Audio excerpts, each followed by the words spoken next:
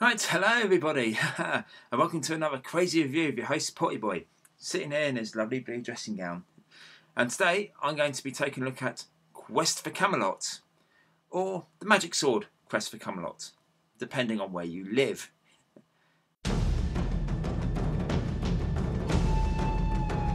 Journey back to a land filled with mystery and magic, a time of bravery and adventure.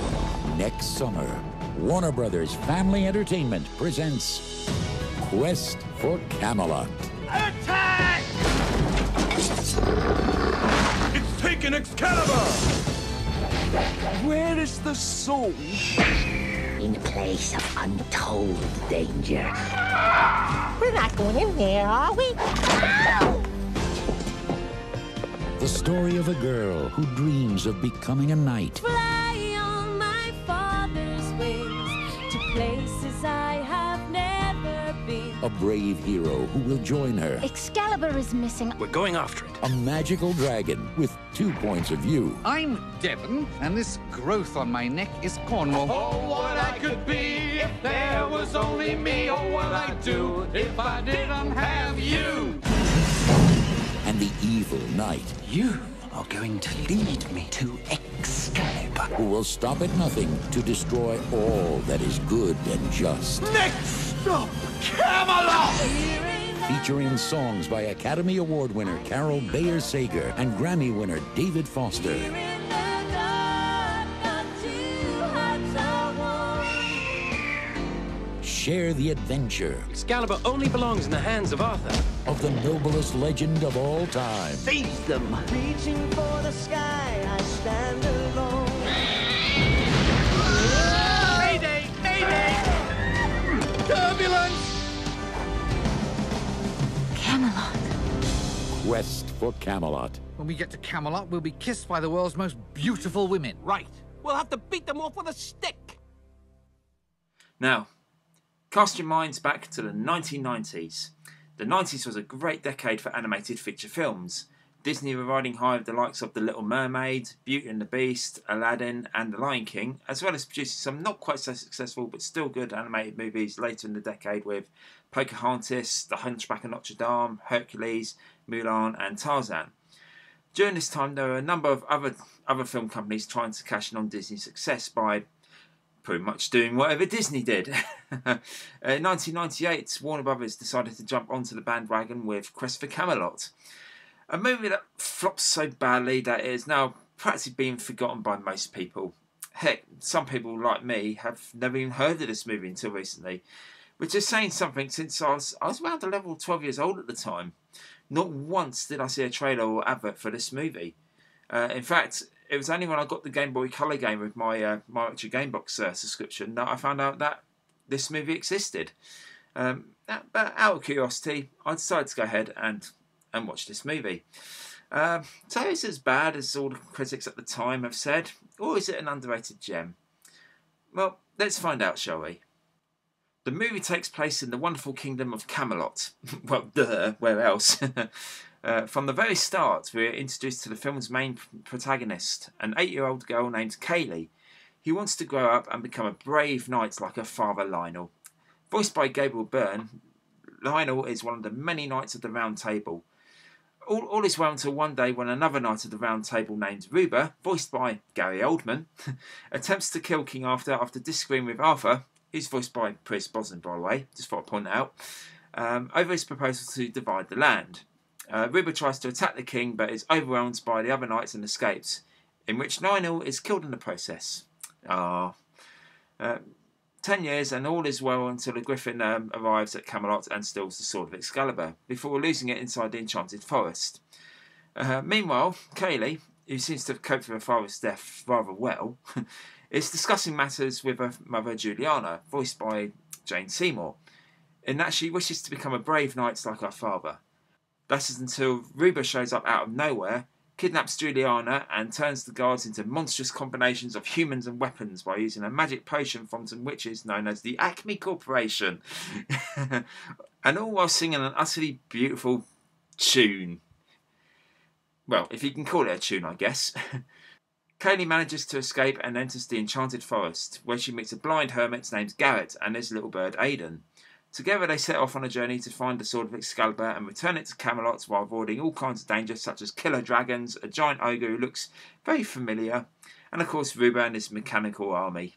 Oh, and they also make friends with two conjoined dragons named Devon and Cornwall, voiced by Eric Idle and Don Rickles. If you don't know who Don Rickles is, he is the voice of Mr. Potato Head in the Toy Story films.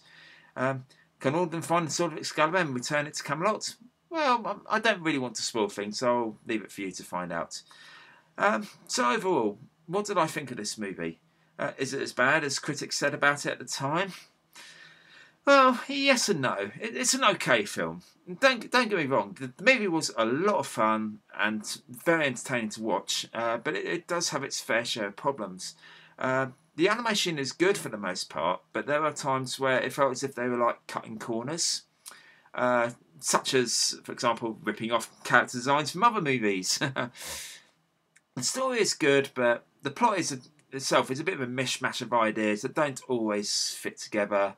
And the movie doesn't really explain things that well. Sometimes things happen without any explanation at all. And many of the characters feel, well, undeveloped. I would have certainly loved to have known more about Devon and Cornwall, but the only development we get from them is them going from not liking each other to, well, liking each other. I would have loved to know more about their backstory, but the movie doesn't give us one. Oh well. Then you got that chicken whose reason for being in this movie is pretty much non-existent. I should also point out that he's voiced by Jaleel White. Yes, the voice of Urkel from Family Matters and Sonic the Hedgehog is in this movie. The film does have a few famous voiceovers as well, I should point out. I've already mentioned a few: Gary Oldman, Pierce Brosnan, Gabriel Byrne. There's a few others as well, which you can probably name. And as for the soundtrack, the soundtrack, I've got to admit, is pretty decent. There's some pretty good songs in there. I think my favourite one is the "If I Didn't Have You," which is sung by the two dragons, Devon and Cornwall. Very catchy song, really really funny as well. The problem is that there's a bit too many for my liking. There's quite an awful lot of songs in the film, and most of them feel as if they were just tacked on at the last minute. And also one thing that I think a lot of other viewers pointed out, and I certainly noticed it when I was watching the film. Some of the characters' voices change when they sing. One example is Garrett.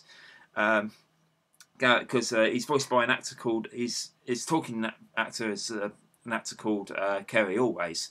But when he sings, he sounds totally different. One of the many. I think that's definitely one of the flaws, shall I say. But needless to say, I did enjoy Quest for Camelot / The Magic Sword Quest for Camelot. I found it to be a fun movie that's full of charm, with half-decent animation, a fairly good story, likeable characters, and a decent soundtrack. It's just let down by having so many problems with its inner workings. If you can't overlook its problems, then, like me, you'll happily enjoy this movie. If you like films of this sort of calibre, like I did, like I do, you'll get a bit of a kick out of it, and and it is a fun film, but it's got problems. I'll give this film, an okay rating, shall I say? But it's worth checking out. But it's just not anything special. But it's a likeable film. That's basically what I'm trying to say. But it's not brilliant. Anyway, guys, that is my review. Let me know in the comments below what you thought of this film. Have you seen it? Do you like my review of it? Do you think it's fair or what?